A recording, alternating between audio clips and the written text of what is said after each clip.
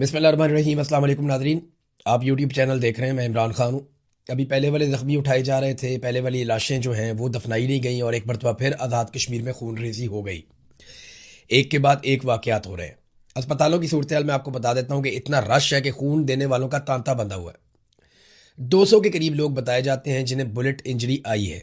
जो लोग शहीद हुए उनकी तादाद 20 के लगभग बताई जाती है, जिन्हें कल शहीद किया गया था सिक्योरिटी फोर्सेस की जानिब से फायरिंग करके। ये डायरेक्ट फायर किए गए थे और सिक्योरिटी फोर्सेस का कोई एक शख्स भी शहीद नहीं हुआ। तो जो शहीद हुए वो सारे के सारे मुजाहिरीन थे, उन पे डायरेक्ट फायरिंग की गई है और उसके नतीजे में 20 लोग शहीद हो गए और बहुत बड़ी तादाद में लोग गोलियों के जख्मों से चूर होकर अस्पतालों में पहुंचे हैं। अस्पतालों में खून देने वालों का तांता बंधा हुआ है और इतना रश है कि टेबलों के ऊपर भी मरीजों को डाला गया है, यानी वहाँ पे अस्पतालों में बेड ख़त्म हो गए और एक एमरजेंसी जैसी सूरत हाल है आज़ाद कश्मीर में। और ये खून बहने का सिलसिला अभी भी रुक नहीं रहा। आज़ाद कश्मीर में लोग अपने प्यारों का पोस्टमार्टम करवाना चाहते हैं, तो अस्पताल इंतजामिया की वजह से बताया जा रहा है उनकी तरफ से कि जनाब यहाँ पे रश इतना है और लोड इतना ज़्यादा है कि हम ये रिपोर्टें आपको या रिजल्ट आपको तैयार करके दे नहीं पाएंगे। हम एक तरफ जाते हैं, दूसरी तरफ से आवाज़ आती है, तो लोड बहुत ज़्यादा है अस्पताल की इंतजामिया के ऊपर। जबकि आईजी ने स्टेटमेंट दिया बीबीसी को और उसने कहा कि सिर्फ 5 लोग मारे गए अब तक। सारा जितना भी अभी तक सिनेरियो बना, 67 लाशें अभी तक बाकायदा डाटा के साथ जारी कर चुकी है जॉइंट अवामी एक्शन कमेटी। उसका डाटा दे चुकी है कि ये 67 लोग 67 लोग अब तक शहीद हो गए। और अभी जो आज के दिन में शहीद हुए वो अलग है, मैं आपको बताता हूं आज मीरपुर में क्या हुआ। लेकिन पहले रावला कोट में लोग निकले दरेक के मुकाम से, फिर ये गए चनार चौक की तरफ, अब ये पहुंच गए डी चौक की तरफ और यहां से उन्होंने मकबूल बट चौक में जाना है। अगर ये मकबूल बट चौक पहुंच जाते हैं, यहां पे भी सिक्योरिटी फोर्सेस बहुत बड़ी तादाद में मौजूद हैं और ये पैदल जाएंगे। ये अगर मकबूल बट चौक पहुंच जाते हैं तो फिर रावला कोट पे तो एक तरह से कंट्रोल हो जाएगा इनका और उसके बाद इन्हीं लोगों ने आगे मुजफ्फराबाद की तरफ बढ़ना है। लोग कम नहीं हो रहे, सिर्फ वो लोग कम हुए हैं जो खून देने के लिए अस्पतालों में गए हैं या वो लोग कम हुए जिन्हें गोलियां लग गई हैं। बाकी लोग हजारों की तादाद में, बहुत बड़ी तादाद में ज्वाइंट अवामी एक्शन कमेटी के एहतजाज में शामिल हैं। खवातीन भी निकल कर एहतजाज के अंदर शामिल होने के लिए आई हैं और वहाँ पे जो मुकर्रीन है उन्होंने कहा जी हम ना तो हथियार उठाएंगे ना वापस जवाबी कार्रवाई करेंगे, हम सीधा सीधा अपना एहतजाज करेंगे और अपने सीने पेश करेंगे। ये गोलियां मारते हैं तो मारते रहें। और लगातार हम देख रहे हैं कि गोलियां चल रही हैं और रियल बुलेट्स हैं, यानी वो गोलियां जो बॉर्डर के ऊपर इंडिया पाकिस्तानी फौजियों को मारता है और पाकिस्तानी फौजी इंडियन फौजियों को मारते हैं, वो वाली रियल बुलेट्स पाकिस्तानी शहरियों पे या कश्मीरी शहरियों पे चलाई जा रही हैं। बहुत ही अजीब सूरत हाल है। अब आ जाए जरा मीरपुर में क्या हुआ। कल जो कुछ भी रावला कोट में हुआ उसमें कुछ नौजवान शहीद हो गए जिनका ताल्लुक था मीरपुर से। तो मीरपुर में एक लोगों की रैली निकली और उन्होंने कहा जी हम इज़हार यकजहती करेंगे उन नौजवानों से जिन्हें शहीद किया गया रावला कोट में। अब ये रैली निकल के बाजार में से, सड़क से, मेन शाहरा से गुजर रही थी, तो इनके ऊपर सीधे फायर कर दिए गए सिक्योरिटी फोर्सेस की जानिब से। वहां कई लोग जख्मी हो गए और 6 लोग मौके पर ही शहीद हो गए। वो लाशें सड़कों पे पड़ी हुई थी। एक नौजवान ने छत से वीडियो बनाई है, लाशें कितनी देर तक सड़कों पे पड़ी रही, वहां पे उन्हें उठाने वाला कोई नहीं था, लगातार फायरिंग हो रही थी, लोग जख्मी थे और वो तड़प तड़प के सड़क पे अपनी जान दे रहे थे। वहां पे लोग शहीद हो गए। 6 लाशें आकर उठाई सिक्योरिटी फोर्सेस के लोगों ने। ये नकाबपोश लोग थे, इन्हें पीछे से बुलवाया गया, सादा कपड़ों में मलबूस थे, नकाबपोश थे और ये डबल केबन डाले और इस तरह की गाड़ियों में आए और उन्होंने इंसानों को जानवरों की तरह उठा के गाड़ियों में फेंका। वो जो डेड बॉडीज पड़ी हुई थी सड़कों पे, जो शहीद पड़े हुए थे, उनको उठा के गाड़ियों में फेंका और लेकर चले गए। अब कश्मीरी ये वाले मनाजिर देखने के बाद कह रहे हैं कि इसी तरह हमारी लाशें पहले भी गायब की गई हैं, यानी कुछ शोधा जो लाशें हमारे पास थी वो तो हमने दफना दी हैं, लेकिन कुछ लाशें जो हम बार बार मुतालबा करते रहे कि हमारे साथियों की लाशें हमारे हवाले की जाएं, जिन्हें अस्पताल से कब्जे में लिया गया या जिन्हें रात के अंधेरे में कब्जे में लिया गया, तो ये वादा किया गया था कि ये लाशें आपको वापस दी जाएंगी, इन्हें अमानतन दफनाया गया है और आपको ताबूत में डालकर देंगे, आप उनके लवाहिकीन को वो लाशें उनके हवाले कर दीजिएगा। ये वादा किया गया था जब मुज़ाकरात हो रहे थे। लेकिन अब लाशें उठाते कैसे हैं ये मनाजिर हमने सबने देख लिए। सड़क के ऊपर लोग पड़े हुए हैं और उन्हें गोलियां लगी हुई हैं और वो एक एक करके जान दे रहे हैं, शहीद होते जा रहे हैं। उसके बाद पीछे से सिक्योरिटी फोर्सेस की गाड़ियां आती हैं, सादा कपड़ों में नकाबपोश उतरते हैं, वो लाशें उठाकर गाड़ियों में डालते हैं और निकल जाते हैं। ये मनाजिर हम मकबूजा कश्मीर में भी नहीं हमने देखे कभी। جو مناظر ہم اس وقت آزاد کشمیر میں بدقسمتی سے دیکھ رہے ہیں. عاصم منیر صاحب کی جو پالیسی ہے وہ پاکستان کو وہاں لے آئی جو ہم کبھی سوچ بھی نہیں سکتے تھے. یعنی اقتدار کی ایک خواہش, ہمیشہ رہنے کی خواہش, کرسی میرے سے کوئی نہ لے پائے, میں اپنی حکومتیں بناؤں گا, میں پاکستان کو کنٹرول کروں گا, میں اپنے لوگوں کو ترقی دوں گا, اپنے لوگوں کو آگے لے کر آؤں گا, تمام اداروں میں میرے حمایتی لوگ بیٹھیں گے, میں اپنے تمام مخالفین کو کچل دوں گا, یہ ملک ویسے چلے گا جیسے میں چاہوں گا. یہ جو خواہشات ہیں, ان خواہشات نے بیڑا غرق کر دیا پاکستان کے پورے سٹرکچر کا. آپ کی ترقی مکمل طور پہ رک چکی ہے. پاکستان کے اندر معیشت کا پہیہ جام ہو چکا ہے, بالکل ذرا سی بھی معیشت آگے نہیں بڑھ رہی. سرمایہ کاری ختم ہو گئی پاکستان میں.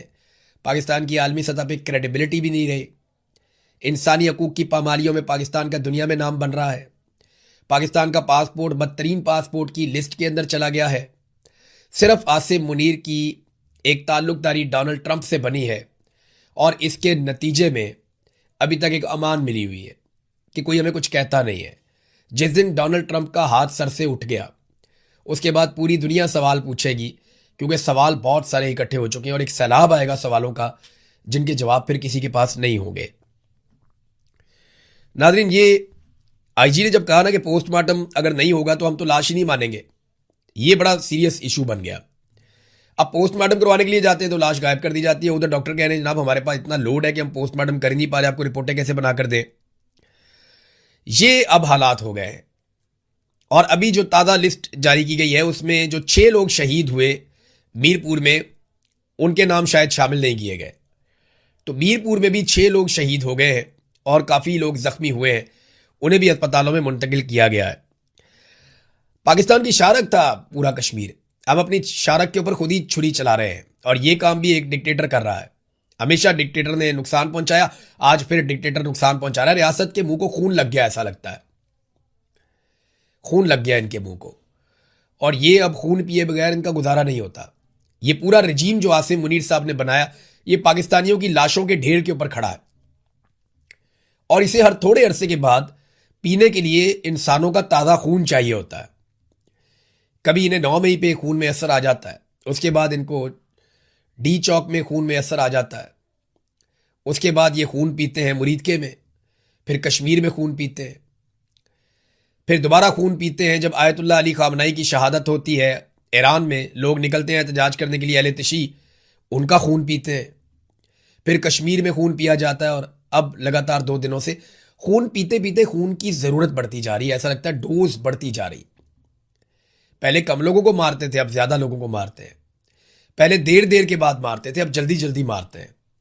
تو یہ ریاست اور اس کے ادارے ایک خون آشام بنتے چلے جا رہے ہیں, اور سیاستدان بیٹھ کر تماشا دیکھ رہے ہیں. جن کی ذمہ داری ہے نا, وہ اگر بیٹھ کے تماشا دیکھیں گے اور یہ سوچیں گے جناب کہیں میں نہ پکڑا جاؤں, میرا کاروبار نہ بند ہو جائے, میری سیاست نہ ختم ہو جائے, میرے بچے نہ برباد ہو جائیں, پورا ملک ہی برباد ہو رہا ہے. جب آپ سیاست میں آئے تھے نا, تو آپ کو یہ سوچ کر آنا تھا کہ میں اپنے ملک کی خاطر اپنی زندگی دے رہا ہوں. تو پھر اب آپ کو پیچھے ہٹنے کا کوئی حق حاصل نہیں ہے. لوگوں نے آپ لوگوں کو ووٹ ڈالے ہوئے, نکلے اور نکل کے آواز اٹھائیں. فضل الرحمان کی ذمہ داری ہے, اے این پی کی ذمہ داری ہے, پیپلز پارٹی کے اگر کوئی لوگ اب بھی ان کے اندر انصاف باقی ہے تو ان کی ذمہ داری ہے. پی ایم ایل این نے تو مایوس ہی کر دیا, بیڑے ہی گرک کر دیا پکڑ کے. پی ٹی آئی کے لوگوں کو کھڑے ہونا چاہیے فوری طور پہ. باقی تمام پولیٹیکل پارٹیز کو مل کر آواز اٹھانی چاہیے ظلم اور بربریت کے خلاف, اور ان کو آزاد کشمیر میں جانا چاہیے اور لوگوں کے ساتھ اظہار یکجہتی کرنا چاہیے. پی ایم ایل این سے مایوسی کیوں ہے, یہ ذرا دیکھیں نا آپ. خواجہ آصف کا سٹیٹمنٹ آپ دیکھیں, یہ پاکستان کا وزیر دفاع ہے, اور وزیر دفاع کا بیان دیکھیں. مجھے ایک میرے دوست ہیں کشمیری, انہوں نے یہ سٹیٹمنٹ بھیجوایا, انہوں نے کہا جی دل ہی ٹوٹ گیا ہے خواجہ آصف کی یہ بات سن کر. میں بتاؤں گا کون لوگ ہیں جنہیں گولیاں لگی ہیں. ابھی بتاتا ہوں آپ کو ایک ایسا واقعہ سناتا ہوں کہ آپ کو حیرت ہوگی کہ یہ کر کیا رہے ہیں. ایک اور جرنلسٹ ہیں, بڑے اچھے جرنلسٹ ہیں, ان کا مجھے فون آتا ہے, وہ رونا شروع ہو گئے. میں نے کہا روتے کیوں؟ وہ کہتے جی میں آزاد کشمیر سے ہوں. میں نے کہا پھر؟ کہتے جی ہم آواز ہی نہیں اٹھا سکتے. کہتے عمران بھائی اپنے آپ سے گھن آ رہی ہے. مجھے ایک صحافی نے فون کر کے کہا جو کشمیری ہے, اس نے کہا جی مجھے اپنے آپ سے گھن آ رہی ہے, مجھے اپنے آپ سے نفرت ہو رہی ہے, میں سچ بول ہی نہیں سکتا ہوں. کوئی ادارہ سچ چلانے کو تیار ہی نہیں ہے. وہ بیچارہ ادارے پہ کام کرتا ہے, سوشل میڈیا کا اتنا بڑا نہیں ہے, لیکن وہ کہتا ہے جی کوئی ادارہ سچ چلانے کو تیار ہی نہیں ہے. اپنے آپ سے گھن آ رہی ہے, اپنے آپ سے نفرت ہو رہی ہے کہ اتنا بڑا ظلم ہو گیا, میرے بھائی مار دیے اور میں آواز نہیں اٹھا سکتا. میں بات نہیں کر سکتا. تو میں نے کہا ہم اٹھائیں گے آپ کے حصے کی آواز بھی, یہ بوجھ ہم اٹھائیں گے, ہم زور لگائیں گے, اور ایک وقت آئے گا انشاءاللہ آپ سب بولیں گے, ایک وقت آئے گا آپ سب کو بولنا پڑے گا, لیکن جب سب مل کر بولیں گے تو پھر ظلم نہیں ہو پائے گا. اس لیے باری باری سب کی باری, یہ میں کہتا رہتا ہوں کہ آپ سب کی باری آئے گی, ایک ایک کر کے آپ سب کو مارا جائے گا, ایک ایک کر کے آپ سب کی عزت پہ ہاتھ ڈالیں گے, ایک ایک کر کے آپ سب کی چادر اور چار دیواری کا تقدس پامال کریں گے, ایک ایک کر کے آپ کے گھروں میں گھسیں گے. یہ آج بھی موقع ہے, اکٹھے ہو کر ان کا مقابلہ کرو, ورنہ یہ جائنٹ بنتا جائے گا, یہ اسٹیبلشمنٹ اتنی طاقتور ہو جائے گی کہ پھر آپ اس کو روکنا آپ کے لیے مصیبت بن جائے گی, پھر بہت زیادہ قربانی دینی پڑے گی.